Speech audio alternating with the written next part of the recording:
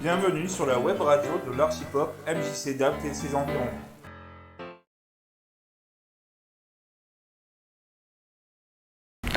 Aldev, bonjour. Tu nous présentes la trilogie des écorchés vifs ce vendredi sur la scène culturelle de l'Archipop. Comment te présenterais-tu ton parcours?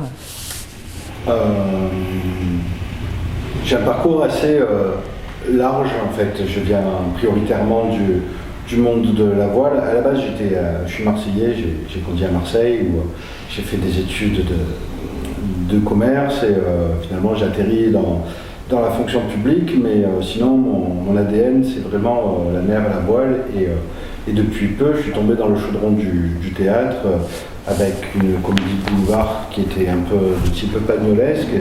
Puis après j'ai tout de suite embrayé avec la compagnie Lazara qui est une grosse troupe professionnelle à Marseille et de fil en aiguille je me suis trouvé à faire tout un tas de projets dans le théâtre, dans le spectacle vivant. Voilà, aujourd'hui c'est ma vraie passion. Alors parle-moi un peu de la mise en scène des écorchés. Ça vient d'un livre que tu as écrit, dis-moi en plus. Alors les écorchés, en fait au début j'avais des choses à raconter et je voulais faire de la photo initialement. Et comme je ne savais pas faire de la photo, parce que je n'avais pas d'appareil, parce que je ne sais pas m'y prendre ce truc-là, je me suis dit tiens on va se servir des mots. Et j'ai commencé à écrire des premiers billets assez descriptifs par rapport à ce que je voyais en décrivant des scènes et en les faisant vivre. Voilà, et de fil en aiguille, c'est devenu des billets d'humeur, puis j'ai fait trois recueils de billets d'humeur que j'ai appelés, le premier tome était Les yeux rouges, le second était Les pieds liés, et le troisième, Les barreaux de la liberté. C'est marrant, il y a une espèce d'évolution. Et en fait, j'ai tout compacté, tout ça, voilà, ça c'était une histoire d'il y a une dizaine d'années. D'où la trilogie. D'où la trilogie. Et là, je les ai tout compactés et imprimés à titre d'auteur. Et Mathilde Bigot m'a dit, mais ça, il faut qu'on le lise, il faut qu'on les fasse vivre. Et l'idée est née comme ça de le mettre en spectacle. Et donc, c'est vraiment Mathilde qui l'a mis en scène, cette idée. Génial. Et à quel public il s'adresse? Oula, alors... le public à qui il s'adresse, en fait c'est tout le monde, c'est des humeurs. Je pars du principe de dire que l'humain se définit par ses humeurs en fait. Qu'elle soit bonne humeur, mauvaise humeur, peu importe. J'aime bien l'analogie où on se dit on est tous des hommes de Cro-Magnon et il y a forcément un jour où l'homme de Cro-Magnon il s'est levé en se grattant les fesses en disant oh j'ai pas envie d'aller à la chasse ou voilà, on a tout et aujourd'hui on se trouve ça avec des bonnes humeurs, des mauvaises humeurs et ça j'ai appelé ça billet d'humeur. Et donc le public en fait ça concerne tout le monde. Ça concerne tout le monde parce que c'est un regard sur la société, c'est un regard introspectif, c'est un regard poétique, il y a tout un tas de... Alors peut-être pas pour les enfants, à la limite on va dire 12 ans minimum. Ton spectacle est une première du coup. Pourquoi avoir choisi la MJC d'Apt pour cette représentation?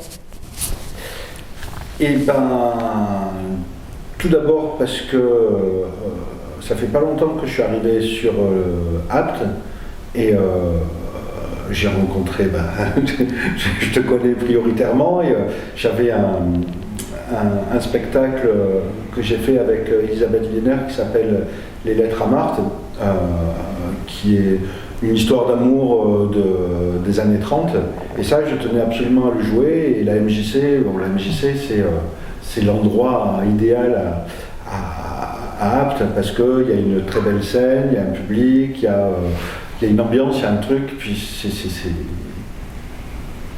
mais je connais de la culture, la culture passe par là forcément.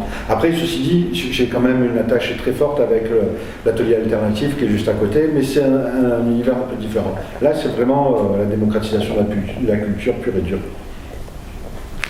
Les écorchés s'inscrivent dans le cadre d'Ocritude. Parle-moi un peu plus d'Ocritude.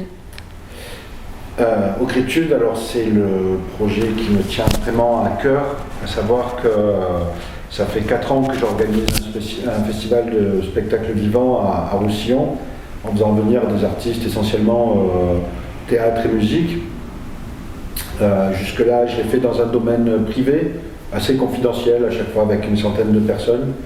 Et Et donc cette année, j'ai vu la mairie de Roussillon qui m'a proposé de faire ce festival dans le village de Roussillon. Et de fil en aiguille, j'ai créé une équipe autour de moi où on s'est dit, Ocritude, c'est le concept de porter la culture dans tout le pays des ocres, à savoir de Rustrel jusqu'à Ménherbe s'il faut. Et donc c'est un concept qui porte un festival, mais qui porte aussi des productions et qui porte tous les artistes. L'idée, c'est de mettre en avant tous les artistes du pays. Super. Eh bien, on en a appris un petit peu plus sur ta personne, sur ton spectacle. Mais avant de terminer, j'aimerais que tu me donnes une anecdote sur l'écriture de tes textes. Une anecdote sur l'écriture de mes textes.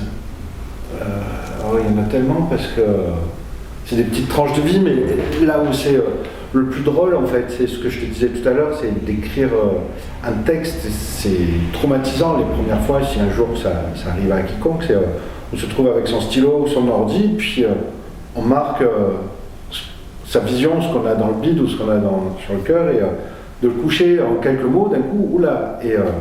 Et ça, c'était vraiment, pour moi, ça représentait vraiment une grosse pudeur.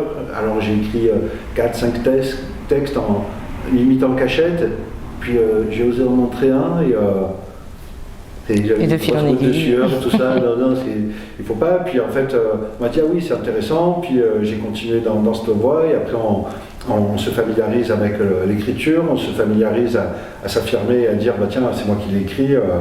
Voilà, et ça c'est vraiment l'anecdote essentielle pour moi de cette trilogie, quoi, comment ça a démarré. Mais ceci dit, il y a beaucoup d'anecdotes qu'on retrouve à travers ces propos qui ont vraiment existé.